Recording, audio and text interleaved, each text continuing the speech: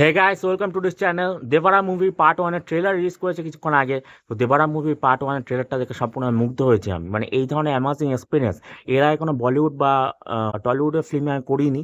কারণ এই সিনেমার ট্রেলারটার মধ্যে যা দেখানো হচ্ছে, মানে it's mind blowing craze, mind blowing. মানে জলের মধ্যে সম্পূর্ণ অ্যাকশন সিকোয়েন্সগুলো দেখানো হচ্ছে, VFX, visual, narrating, action sequence, acting সব কিছু মিলিয়ে সিনেমার ট্রেলারটাকে একটা ব্যাপক একটা মাইন্ড ব্লোয়িং এক্সপিরিয়েন্স আমার দিচ্ছে।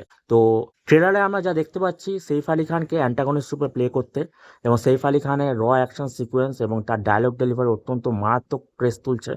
তার সাথে জুনিয়র এনটিআরও পাল্লা দিয়ে ডায়লগ ডেলিভারি করছে, তার সাথে অ্যাক্টিং করছে, তার সাথে অ্যাকশন সিকোয়েন্স শ্যুট করছে জলের মধ্যে, ঠিক আছে। আর জাহ্নবী কাপুরকে খুব কম স্পেস দেওয়া হয়েছে। আর জুনিয়র এনটিআর দুখানা রোল থাকবে এই সিনেমার মধ্যে, একটি বাবা, একটি ছেলে। এবং দেখা যাক কোরতলা শিবার এই সিনেমাটা কতটা সাফল্যিত হয়। দেখা যাক বাহুবলী পার্ট ওয়ানের রেকর্ডটাকে এরা ভাঙতে পারে কিনা। সো থ্যাংক ইউ, এটা ছিল রিভিউ ট্রেলারটার উপর।